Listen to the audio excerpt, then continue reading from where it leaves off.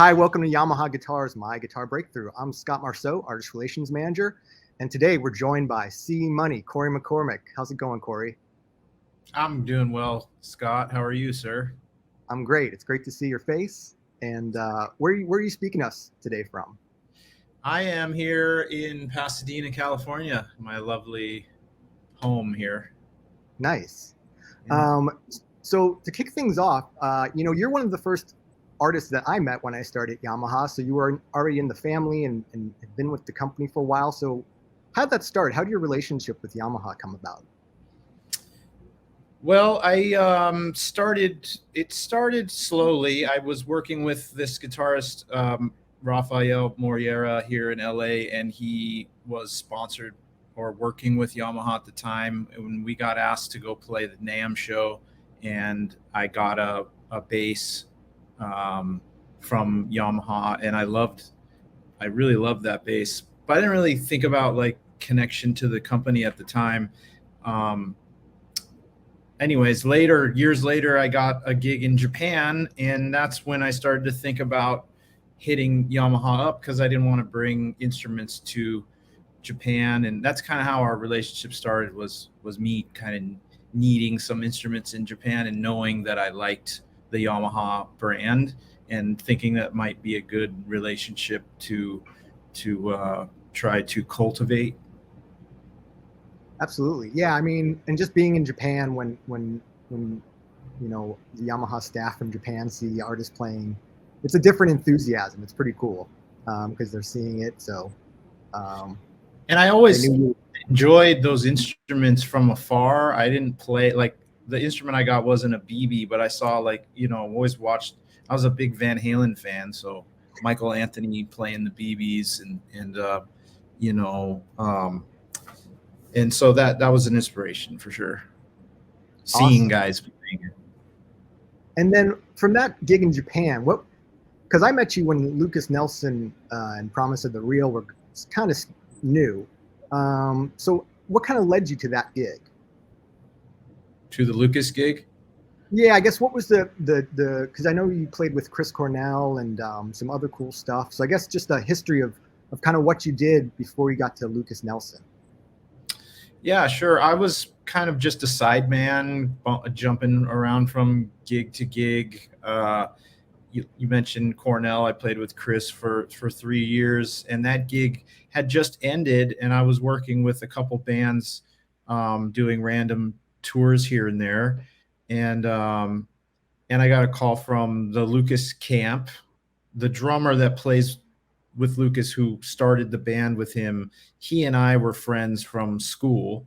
And so when they were in need of a bass player, they had only been a band like for a year or something, and they had already had 2 bass players.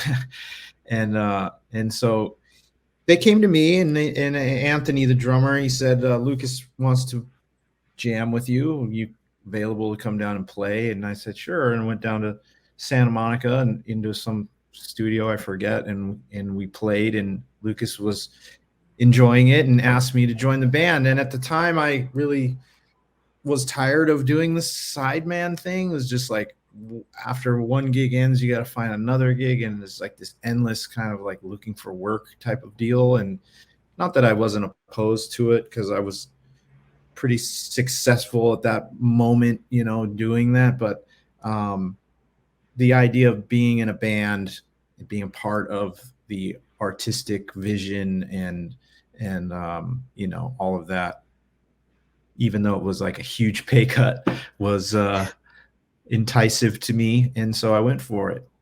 Here we are 12 years later. That's awesome. Let's make a little detour, and then we'll get back to the career. This show is about breakthroughs and kind of moments that take people to a different level.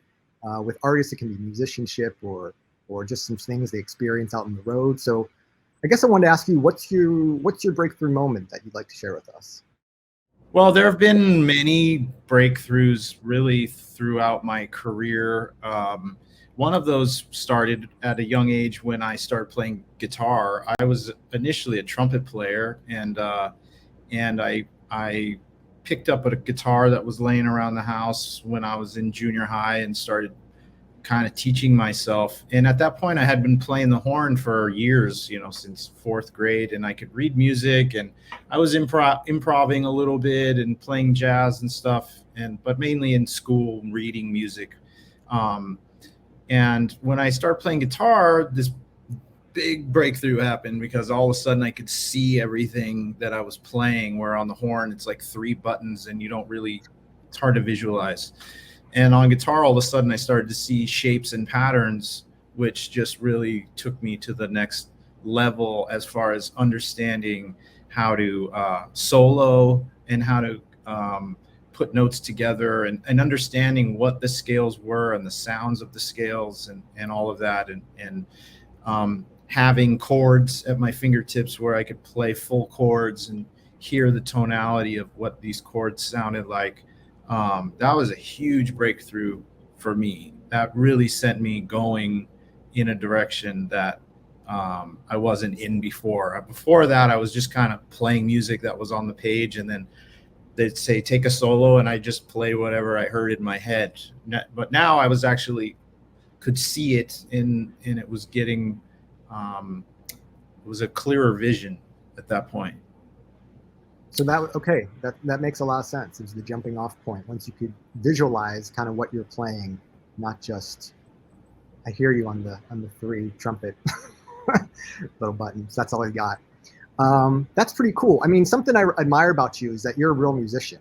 Not that other artists aren't, but there's usually like a Venn diagram, right? Of like an intercepting, you got artists, you got musicians, and then there's like an in-between, and you're definitely someone that straddles both. And something that really took me by surprise was you guys played with Neil Young for a while, and you would tell me that your hotel routine was you were doing tell me about what you were doing in your hotels after the shows, about like you had your stand-up bass, and you were teaching yourself like full orchestration and stuff. Yeah, well, I'm always working on the upright, and having one on the road just like enabled me to go further with it. And I actually started taking a master's class online, and working more on my bow technique, and trying to get stronger on the upright, even though that's something that I don't really do anymore, but that's where my love is. And that was another breakthrough moment for me, was moving to the upright bass from guitar. I was in college at that point, in the big band, in the jazz small groups, like the hot shot guitar player guy. I was very young going into college, and I got into all the top bands. And then 2 years into it, I kind of was looking at being a guitar player like that there was just too many of us, and I didn't know. I kind of had a freak out. It was like, how am I going to do this? How am I going to make a living playing guitar when there's just so many guitar players and they're all really great? And my thing is like my thing, and I don't really do like this other thing that a lot of guitar players do. In other words, I wasn't super technical, tappy, and all that kind of stuff. I was more like a feel player and could solo, but and something about the bass always drew my ear, and I didn't realize it until I started playing bass, but I mainly focused on bass players when I'm listening to music, and I had been my whole life leading up to playing bass. And so once I started playing the upright, that was a whole another breakthrough moment where it opened me up to the possibilities of being able to play any style I want. I can play in an orchestra on the upright bass. I could play jazz music. I could play rock and roll, reggae, whatever, anything that I loved, because I'm playing bass now. And on guitar, I just didn't really have that freedom. So that was another breakthrough moment for me. Took away from your question about the Neil tour, but it's okay. Yeah. I love it. It's great. On the Neil tour, I was more having to review songs because we didn't have a set list. And right. If you're familiar with Neil Young, you know that his library is massive. And And so it became this thing where he just start playing a song and we had to know what it was and jump in and start playing along because there's no set list. Of course, things were kind of, some nights were similar, but in general, being the bass player, you're in the hot seat because you play one wrong note, everyone can hear it, you know. At least that's my perspective. It's like one wrong note, everyone turns around and looks at you. If you're playing guitar, you kind of float a little more with that. So it was a lot of pressure, and I didn't necessarily enjoy that so much. I like having a set list. It's cool to pull out songs occasionally, you know, randomly, like you're feeling like a song, let's play this song. But not having a set list was a little chaotic for me, and it also meant that I was reviewing like 300 songs daily, you know, because I had to sing backgrounds, I had to play the bass parts, and it was a lot of work. Yeah, a great experience for me and my job was you guys were playing the Forum, and you said I was okay if I came out to sound check. And I remember in sound check he was having everyone listen back to some demo from the 60s to play that night. And I mean, it just stressed me out just watching that.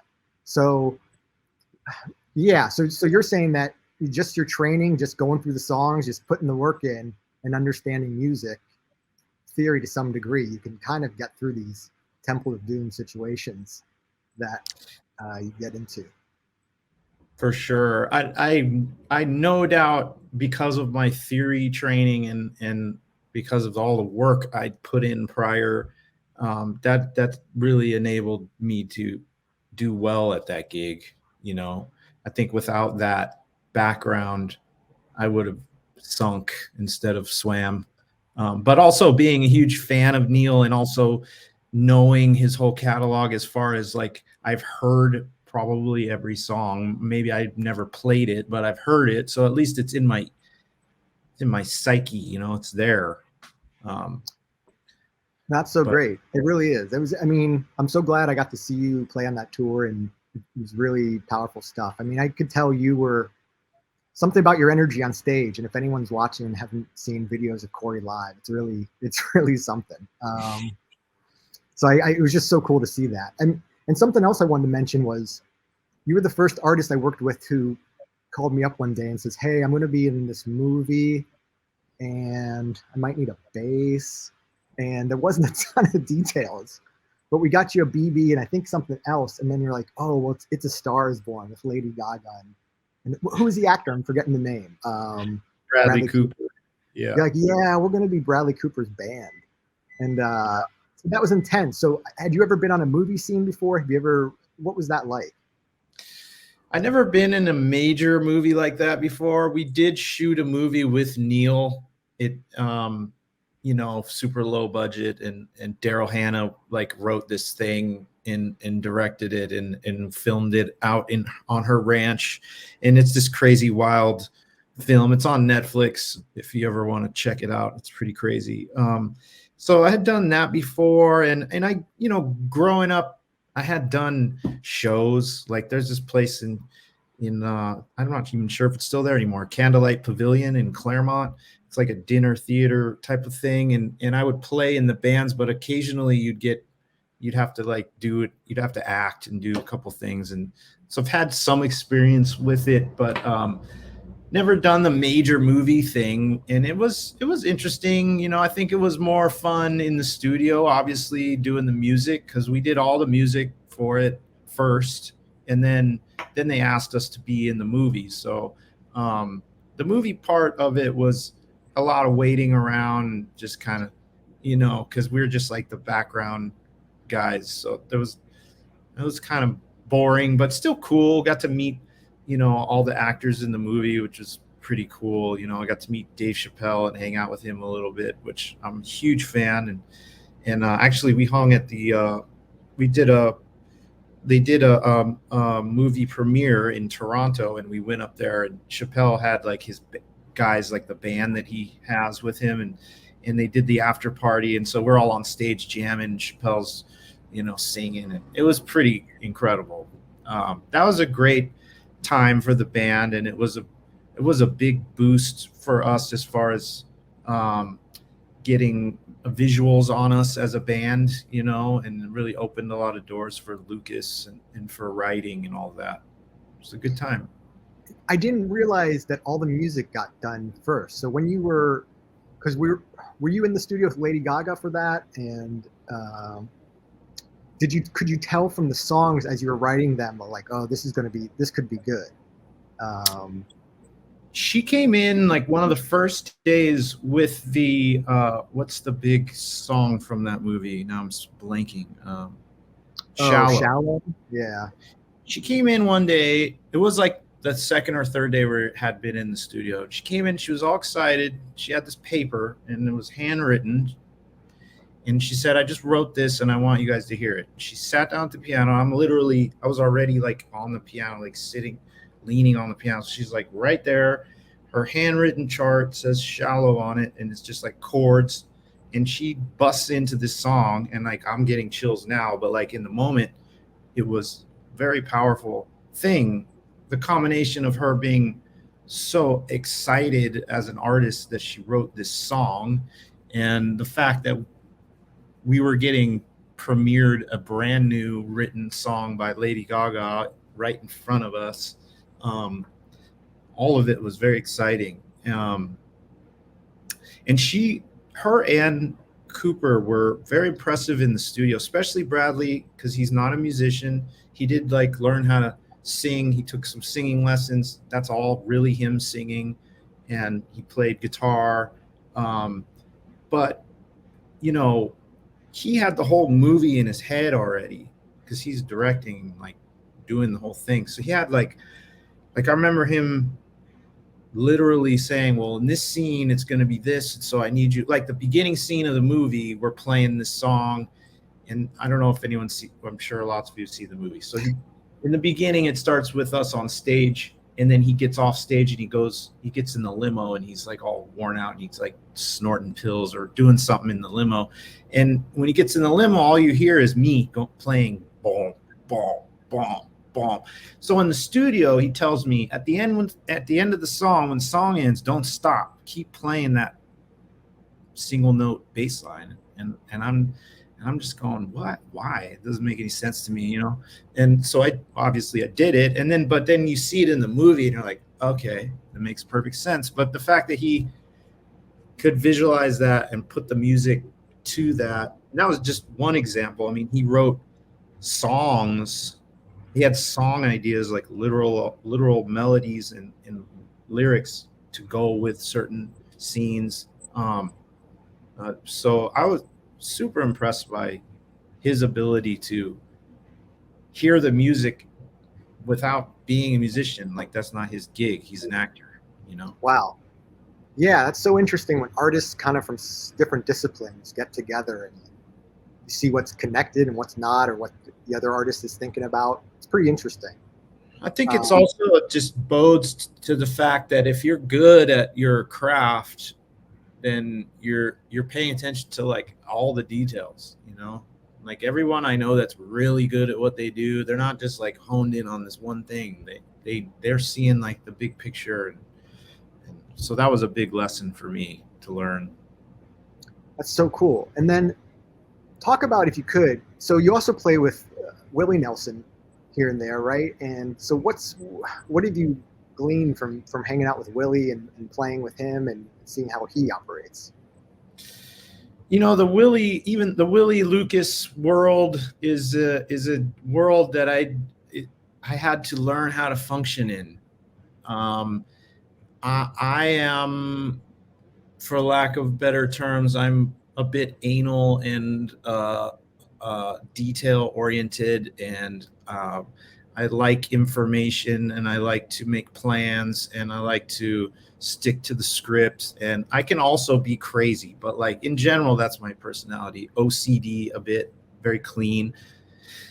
And then the Willie family world is like, you don't ever know what's going to happen. He doesn't have a set list. You don't know what song's coming next. You could get a phone call tomorrow and need to be in Maui to play a gig. And it's been good for me to be in that environment to grow as a human, because I have been trying to move away from or move out of the OCD kind of like thing since I was a kid. And so as an adult, I've kind of broken some of those barriers. And when I joined like Lukas thing and saw how they were rolling, and saw how Willie's rolling, you know, it kind of forced me to like loosen up and to let go of my preconceived notions about like how things are supposed to go, right? Because there's a million ways to skin a cat, as they say, right? Yeah. And there's a million ways to live your life, and you don't have to live your life a certain way just because someone says that's the way you're supposed to do it, right? And I think that's what Willie embodies, probably more than anything to me, is that's his spirit. It's like we're all who we are, and we should be allowed to live the life that we want to live, and not be bothered. As long as we're not bothering you, then don't bother me. You know? Yeah, that seems like good advice and a relaxing counter to what you're saying, all the meticulous studying. And I mean, it's also why you're great, because you're on top of everything and so reliable. But, there's that too. And some of the things that I did as a youth, I sometimes think maybe I wish I didn't do. You know, sometimes knowledge can also be a trap, in music at least. You know, knowing too much and knowing the rules keeps me from really exploring sometimes. It can, and I felt like it has kept me from exploring what I'm capable of, because I'm kind of trapped by these rules that I grew up in, and so that's my goal now, is just like getting rid of all that stuff. that's so cool. And did you want to talk about your other project, Organa, at all? I wasn't sure if you want to mention, but you have this great other band that you're in, Organa, and I wanted to give that some attention so people watched and listened to that.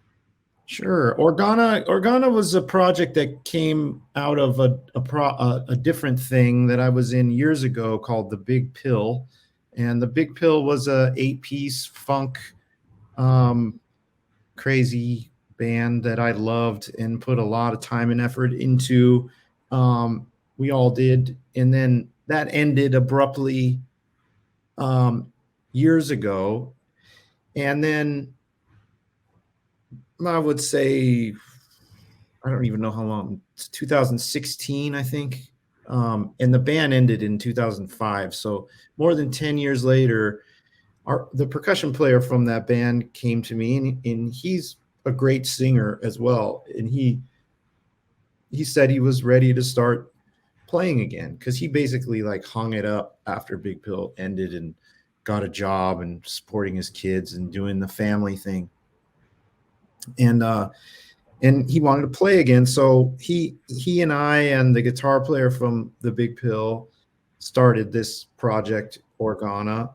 And for me, I really wanted to have a project that I could do when I was off from Lukas, and then I could also have a little more freedom in my background musically is more jazz, improv, funky kind of stuff, and I love playing that stuff, and I don't get to do it that often anymore. So the idea was to start a project like that I could have of my own, to maybe try to book some tours and go do some things that I like to do that the Lukas guys don't really like to do so much anymore, like go tour in the winter, for instance. Like they don't want to tour in the winter anymore. They don't want to go where it's cold, and that's fine. But I'm a cold weather guy. I love snowboarding. I love all that stuff.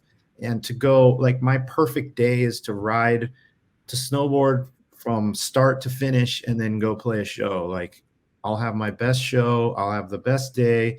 It's never not that when I get to do that. So the idea behind Organa was like, okay, now I have my own project, and I can use some of the connections that I have to try to book some stuff in the winter, and maybe try to go to Japan, which I love going over there to play, and see what we can do, Um, but Organa kind of became more of a studio band because of the lack of commitment from a drummer. We haven't been able to find a steady drummer. Every drummer we have has other gigs, which is great, but for some reason they're just not lining up with my schedule. The other two guys are here in LA and they don't travel, so it's easier. Their schedule's easier, but as far as the drummers we've been trying to get, it just hasn't worked out. And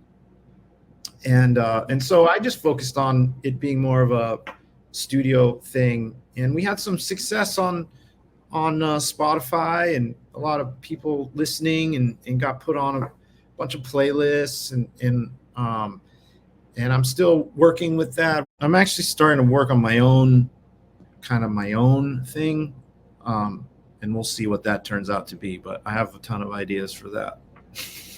That's awesome. Let's go through some fan questions. I was telling you we got so many questions from fans, and they ask great questions. So let's go through them. Okay, your favorite venue and why?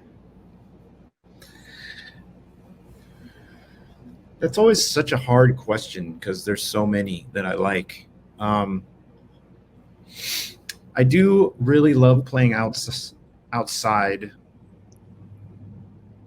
And there was a couple venues that we did on the Europe tour we did with Neil, the last Europe tour we did. Valhalla is one of them. It's this amazing venue in like a crater, like an actual crater that an asteroid hit, and now there's like this blue water that surrounds the stage, and you can just jump into this water from the back of the stage. It's incredible. We played the ruins of the Roman bathhouses in Italy, which was another just insane venue. But this last tour that we did with Lukas, we were in the UK and we played in Belfast. My memory is so bad. It wasn't that long ago, and I can't remember the name of the venue right now. And there's a venue there where Led Zeppelin debuted Led Zeppelin 4. They like played the whole record live there, and they have this huge organ built into the building there that our keyboard player got to play on one of the songs. So that was a pretty epic venue. Sounds like it. In the States, I always like House of Blues rooms for some reason. They always sound really good. Interesting.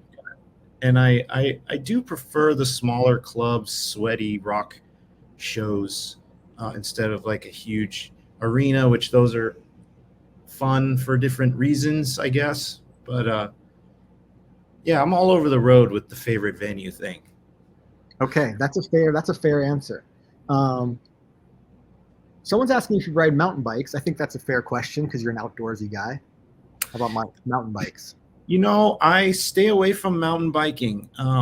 People get hurt a lot on mountain bikes, and I just can't afford it to get hurt. So yeah, I snowboard a lot in the winter, and I used to surf, but I kind of got spooked out of the ocean because of sharks. I know it's probably ridiculous, and like the last thing that's going to happen is I'm going to get attacked by a shark. But I also love my hands and couldn't imagine not ever having one of them again. And to me, it's not worth it. But I love the ocean, and I miss surfing. I think I might get back on it. But no, I don't mountain bike. Okay, looks fun though. Does look fun. Do you ever? A fan wants to know if you ever notice yourself having to pull back your playing to play last notes, and if you use the volume control for dynamics. Yes and yes. Awesome. I am constantly trying to not play too much. I hear a lot, and I also like dissonance. So there was an incident in Lukas's band where we have this song, Set Me Down on a Cloud. If you're a fan of Lukas, you know this song. And it's just a basic 3-chord kind of thing in G. And there was a few of the chords where he's playing C, and for some reason it just felt and sounded good for me to play a D. I just didn't want to play the same note as him. It just seemed too redundant, and it just seemed more interesting to play the D. And he fought me on, he didn't like it. And I understand, I get it. It's dissonant. It's not the right note. It's not the right note, right? But I like that stuff. So yeah, I tend to play probably too much, and I've been told that a lot, like especially in like hip hop circles. I've done a lot of hip hop recording. I have this DJ friend who comes with some tracks occasionally, and he'll always be like, dude, you're playing too many notes, you know? And he's right. He's right. I need to chill out. But I hear a lot, so I have to be careful of that. That makes sense. What was the other question? It was asking if you utilize your volume control for dynamics live. Oh, I actually just started doing that too. I didn't used to. I mean, I would, like, for instance, like if we're going from a really loud rock and roll song, and then Lukas is going to play acoustic guitar and the drums are going to be playing brushes, then yeah, I'm going to back down my volume quite a bit on the instrument, just so I'm not overpowering what everyone else is doing. But I started doing the trick where I don't turn my bass all the way up in general, and then if I need more, I have it there. There's a part, something going on where I feel like I need more, it's there.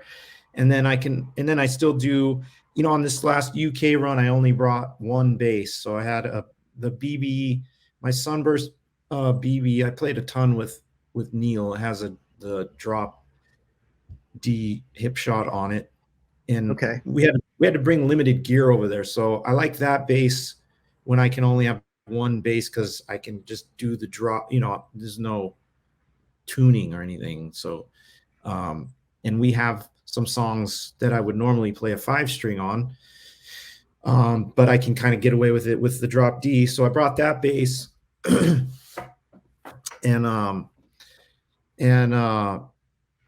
I started experimenting more with volume, riding the volume, because I only had that one bass. And so from song to song, I needed to be slightly different, which changing basses did automatically. But because I didn't have these different basses, I was using the volume instead. Okay, so you kind of learned through that experience. That's interesting.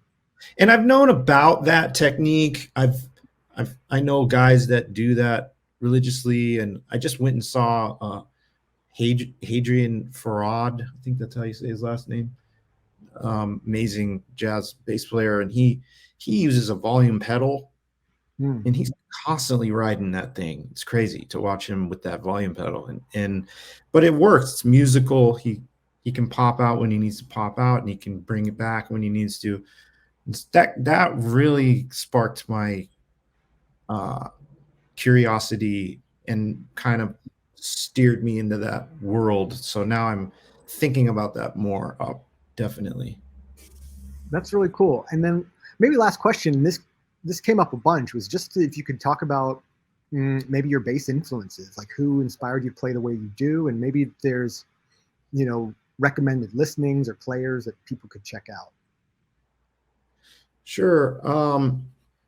So I wasn't always a bass player, so my music influences range all over the map instrumentally, but bass players that I definitely studied, well, Jocko was huge.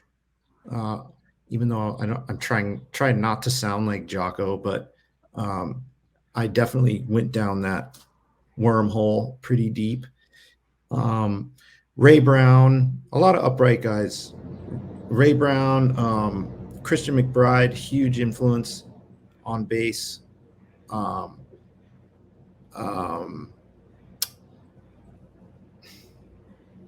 Jim Hall, guitar player, jazz guitar player, Clifford Burton from Metallica. I really loved his style and kind of bite a lot of his things, like with the wah pedal and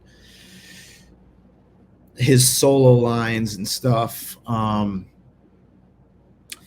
But yeah, my influences span pretty large. Trying to pinpoint like one really strong influence is kind of difficult. No, it's okay. You listed some really fantastic musicians, so that's great. And then I think we're pretty much wrapped up. I mean, did you want to promote the new Lukas Nelson, Promise of the Real has Sticks and Stones, the new album. And I saw you're on the cover of the Spotify Americana playlist. So that's it's so cool and gratifying when artists I work with are on those, and you can tell that their music's having an impact. So it's really nice.